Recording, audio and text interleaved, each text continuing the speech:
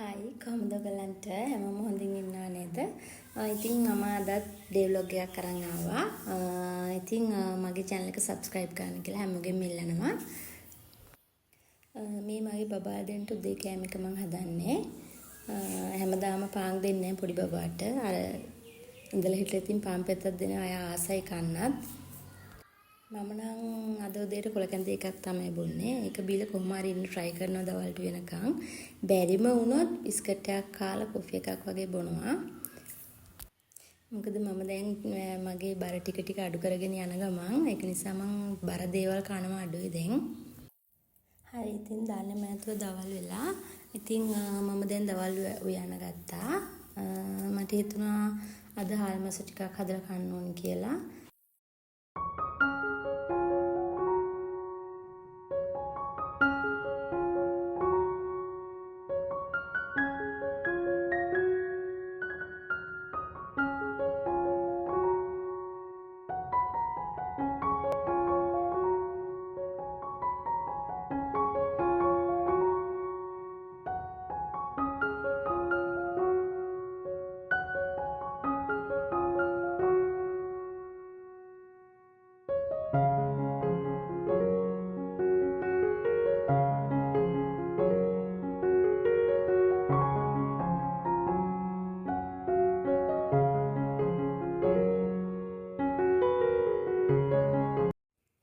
දැන් ඔක්කොම හොඳට බැදලා තියෙන්නේ. දැන් තියෙන්නේ මට ලුණු ටික එකතු කරගන්න. ලොකු ලුණු ටිකත් එකතු කරලා ඉවරලා මේක හොඳට කලවම් කරන්න ඕනේ.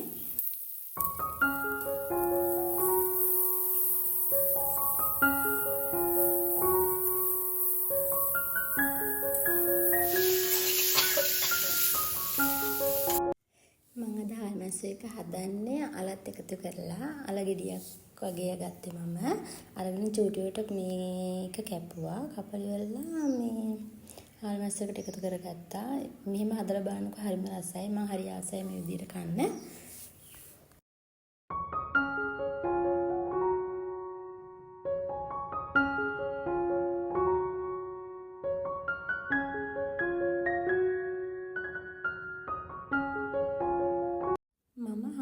ඒකත් එක්ක කන්න පරිප්පු එකක් තමයි හදාගත්තේ. පරිප්පු නම් මං වතුරෙන් අද ලිපේ තියුවේ. වතුර දාලා ලිපේ තියලා හිඳුනට පස්සේ පොල් කිරි එකතු කරා. හොඳ උකු පොල් කිරි එකතු කරන්නමයි. ඒතකොට තමයි රස පරිප්පු. පරිප්පු මං හිතන්නේ පොල් කිරි මුකුත් දාන්න නැතුවත් හදනවා. එහෙමත් රසයි කියලා මම කාගේ හරි YouTube channel එකක දැක්කා. මට නම නම් දැන් මතක නැහැ. මම එහෙම හදලා නැහැ. එහෙමත් හදලා බලන්න ඕනේ. හරි ඊට පස්සේ මම කොළමැල්ල මුකුත් හදා ගන්නවා ඒ දෙකට හරියන්න.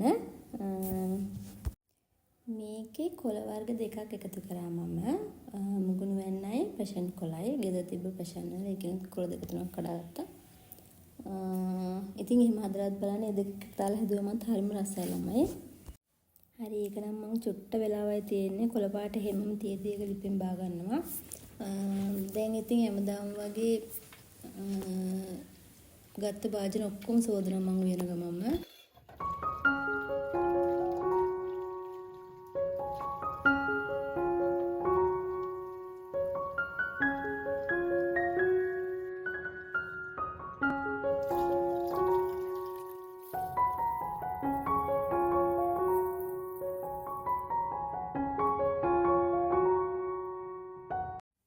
අපි හවස ගියා පොඩි අක්කගේ ගෙදර. හයිවේ තියෙන නිසා ඉතින් ලේසියිනේ. යාළුවා ඉන්නේ විර කැටියේ. ඒ ගිහිල්ලා අපි යනකොට මාළු වගේක් තියන් හිටියක් කෙනෙක්. එතන වැව් මාළු තමයි ඔක්කොම තිබ්බේ. අපි නිකන් යනකොට දැක්කනේ අර පණ මේ තියෙන මාළුවෙක් ඉන්නා වගේ මේ බොක්ස් එකක් ඇතුලේ. ඊට පස්සේ අපි ගිහින් එයාත් එක්ක කතා කරා. කතා කරලා පස්සේ අපේ හස්බන්ඩ් ඇහුවා මෙයාට පණ තියනව නේද? එහෙම ඊට පස්සේ අපි ඔව් කියලා. ඊට පස්සේ අපි කරපු දේ එයාව සල්ලි දීලා අරගෙන මේ අපි එයාව අපහු ඒ වැව ළඟම තියන් හිටියේ. ඊට පස්සේ අපහු වැවට ගෙනලා අපි එයාව නිදහස් කරානේ. බලන්නකෝ එයා වතුරට දාපු ගමන් යන විදිය. ඒක මාර පිනක් ළමයි. අපේ මේ හස්බන්ඩ් කියනවා එයාව අතේ අරගෙන එනකොට එයාගේ අර මේ ඇඟ ගැහෙන එකේ මේ අපේ අයියට හොඳට දැනෙනවලු. එයා බය වෙලාලු. පව්. මේ අපි තව දැකපු විශේෂ දෙයක්. මේ අපි නම් පළවෙනි වතාවට දැක්කේ මේ ඉන්න හැමෝම ගෑනු අය. එයාලා මේ අර ගොයන් පැල හිටවන විදිය තමයි මේ. අපිට ඉඩක් ලැබෙන හැම වෙලාවකම අපි බලන්නේ කොහේ හරි යන්න එක්ක මොනා හරි කෑමකට යන්න ඒ වගේ නැත්තම් ගෙදර සින්දුවක් කියලා ඒ වගේ එහෙම තමයි අපේ ගෙදර. මම හස්බන්ඩ් දෙන්නම එහෙමයි. ඉතින් මගේ රුපුවක්වත් ඉන්නේ අපේ ගෙවල් ළඟ. ඉතින් එයාටත් කතා කරගෙන එයායි බබයි අපි කට්ටියත් එක්ක ගියා පොඩියක් කලේ ගෙදර. ළමයි මේ දවස්වල මගේ මූණේ හරියට පිම්පල් ඇවිල්ලා දන්නේ ඇයි කියලා සමහර විට අර සැර කෑම කාපු නිසා වෙන්නත් පුළුවන්. ඒක නිසා මම ස්කින් කෙයා කරලා ඉවර වෙලා හැමදාම අයිස් කැටයක් අරගෙන පිම්පල් තියෙන තැන් වල පොඩක් වැඩියෙන් තියාගෙන හොඳට මූණේ අතුල්වනවා. ඒකත් හොඳ බෙහෙතක් තමයි පිම්පල්ස් වෙන අයට. මට ගෙදර චුට්ටක් හරි මොනාම හරි චුට්ටක් හරි තිබ්බොත් එහෙම ඒ කියන්නේ කුණු පැල්ලමක් හරි සිංක් එකක හරි බිම හරි මට ළමයි ඒක ඉන්න බෑ. ඔයගොල්ලන්ටත් එහෙමද මම දන්නේ. මට මානසික ලෙඩක්ද දන්නේ නැහැ. ඒක මට කොහොමදත් ඉන්න බෑ. ඒ කියන්නේ මට ඒ වෙලේ මේක සුද්ධ කරන්න ඕනේ. මම උයන ගමනුත් දැන් අර ලිප් පිහන්න ගිහිල්ලා වාජන ලිපේ තියෙද්දිම ලිප වටේ පිහන්න ගිහලා මගේ අතත් පිච්චිලා තියෙනවා. මේ අපේ හස්බන්ඩ් කියන ඕනට වැඩිය පිළිවෙල වැඩි වුණාමත් මේ කරදරයිලු. ඒක ළමයි මානසික ලෙඩක් නෙමෙයි. ඒක අර පිරිසිදුවට ඉඳලා පුරුදු වුණාම අර චූටි දෙයක් දැක්කත් ඒක අර හිතට මාර විදිහට වද දෙනවා. ඒකයි මේ මට කොහොමද මම ඒ වෙලේ පිරිසිදු කරනවා. ඒ මගේ හැටි.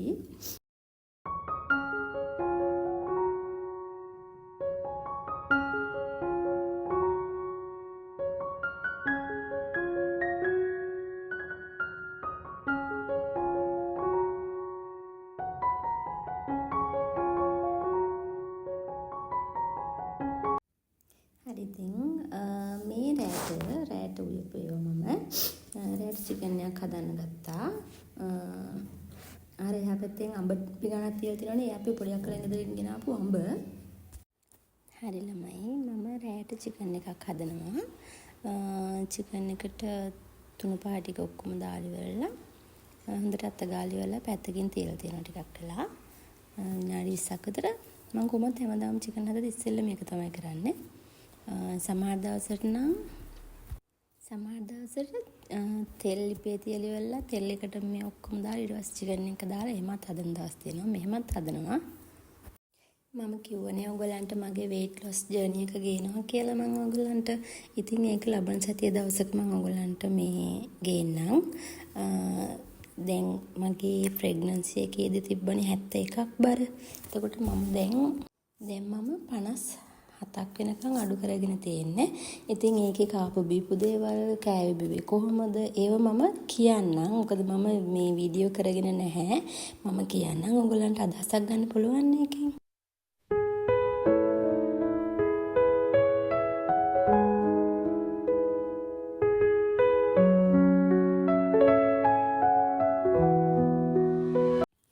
චිකන් එකට මම කැරට් සම්බෝලයකුත් හදා ගන්නවා. තව අල කරි එකකුත් හදා ගන්නවා. ඉතින් මම අපේ බබාට කියලා අල ගෙඩියයි කැරට් ගෙඩියයි සුද්ධ කරගත්තා. ඒ වගේ පොඩි පොඩි දේවල් වලට යාළුව මේ කතා කරගෙන කරාට කමක් නැහැ. ඉතින් මොකද ඒගොල්ලොත් ආසයිනේ. එතකොට අර අම්මා සහ පුතා කියන දෙන්න අතර තියෙන අර කම්බිනේෂන් එක වැඩි වෙනවනේ. අනිත් දේ තමයි එතකොට අර දැන් එයාලා ලොකු වෙන අර එතකොට හැමදේම අර අපිත් එක්ක ෂෙයා කරගන්නවා. දැන් අපි ආයක යාළුවෙක් වගේ ඉන්නකොට එයාට ඕනම දෙයක් අපිට කියන්න පුළුවන්. එතකොට අර ඇති වෙන ප්‍රශ්න අඩු වෙනවා. ඒක නිසා මගේ ලොකු බබා එක්ක අපි දෙන යාළුවෝ දෙන්නෙක් වගේ තමයි ඉන්නේ. හැම වෙලාවෙම විහිළුවක් කරගෙන එහෙම ඉන්නවා. එහෙම මේ මම වැරද්දක් කරොත් මම දඬුවම් කරනවා.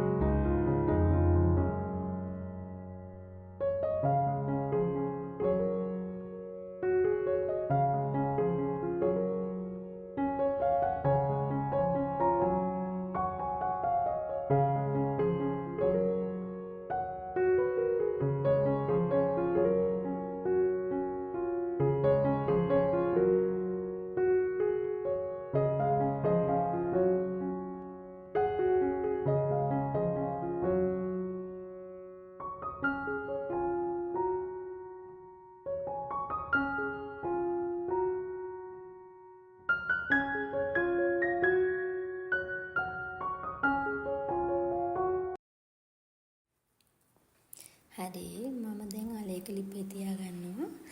මේ අලේකට මම වෙනද වගේම තමයි මම අලේක වැඩි අර රතු පාටටවත් ගොඩාක් කහ පාටටවත් මම කැමති නෑ. මම කැමති එකක් සුදු පාට වගේ තියෙන්න ඕනේ මට අලේක. මම දන්නේ මම ආසෙම ඒක නිසා මම බෙදපු දුණු පහ චූට්ටකුයි උළුහාල් චුට්ටකුයි රසායන ලුණුයි දාලා කහ චුට්ටක් දානවා. කහ චුට්ටක් දාලා ගොඩාක් කහ වෙනකොට මම කැමති නැති නිසා කහ චුට්ටක් එකතු කරලා ලිපේ තියාගන්නවා.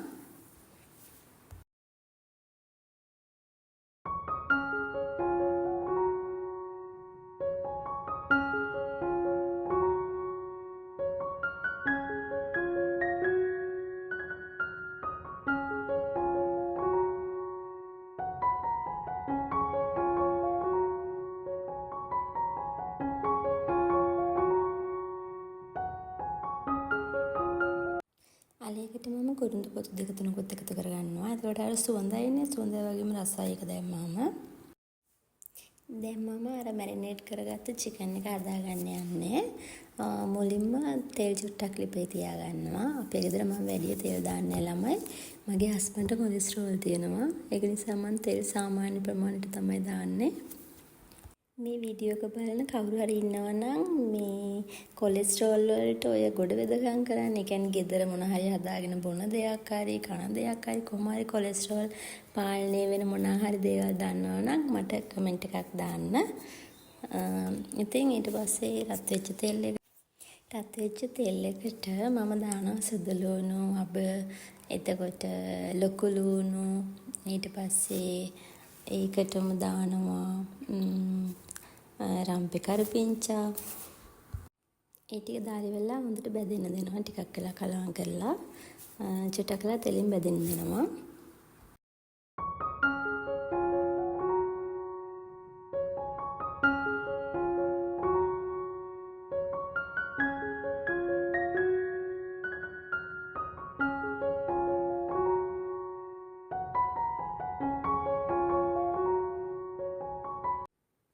මේ ටික හොඳට බැදුනට පස්සේ මම චිකන් ටික එකතු කරගන්නවා.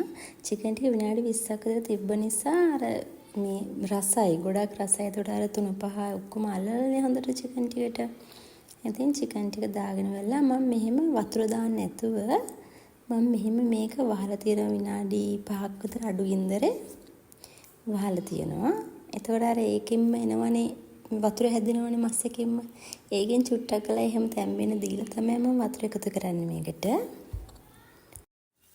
මං කිව්ව නේද ඔයගලන්ට මගේ අර උයන ගමනොත් අත පිච්චුණා කියලා අර හැම වෙලේම පිහනම කරන නිසා ඔයගලන්ට පේන නේද මේ වීඩියෝ එකනොත් ඔය හැම වෙලේම ඕක තමයි මගේ වැඩේ උයනවා නම්.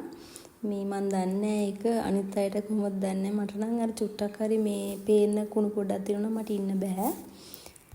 ඒක නිසා උයන ගමන් මම කරන්නේ ඔය හැමදාම ওই වැඩේ කරනවා මම.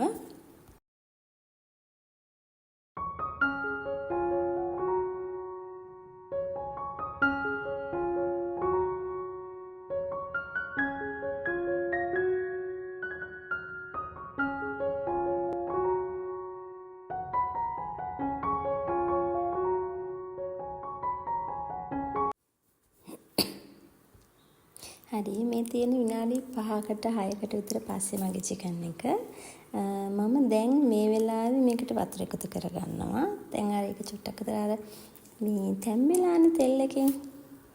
මේකට මම ගොඩක් අද මේ හොදි තියලා හදාන්නේ නැහැ. වතුර ගොඩක් දාන්නේ නැහැ. චුට්ටයි දාන්නේ.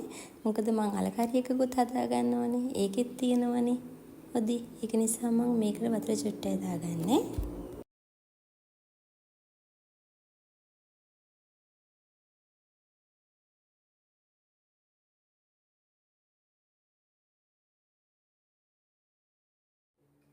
මේ තියෙන්නේ මගේ අලකාරි එක. දැන් නම් අල ටික හොඳට තැම්බිලා තියෙන්නේ. මම ඒකට දැන් පොල් කිරි එකතු කරගන්නවා. මම අල එක නම් මුලින්ම ලිපේ තියාගත්තේ වතුර එකතු කරලා. දැන් මම ඒකට උකු පොල් කිරි ටිකක් එකතු කරගන්නවා.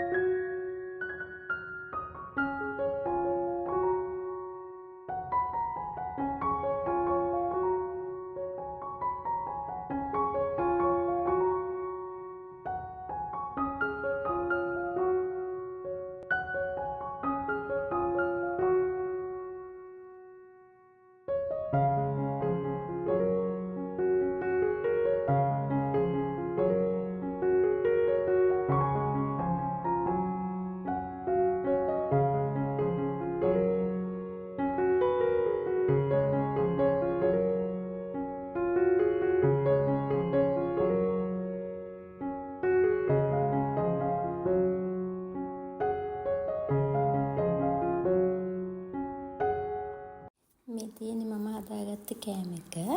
මම ඔයගලන්ට දැන් පෙන්නන්නම් මම හදාගත්ත ටික.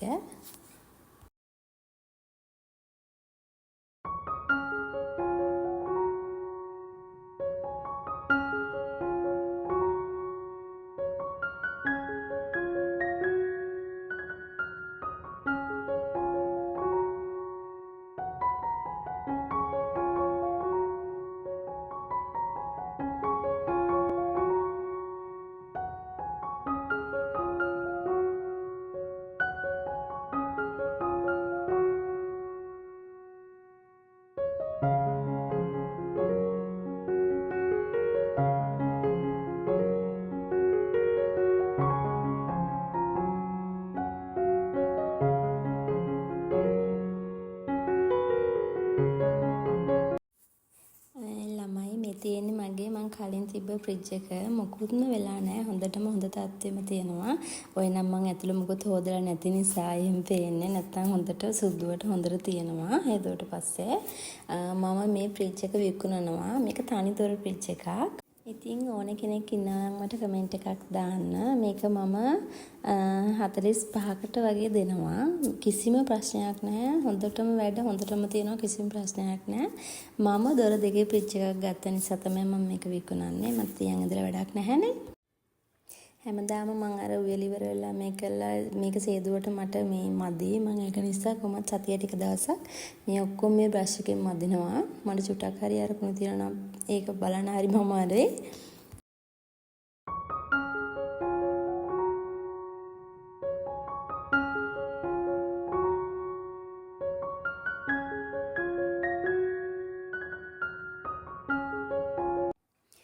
ලොකු දේවල් ඕනේ අපිට පිරිසිදුවට පිළිවෙලට සුවඳට ඉන්න.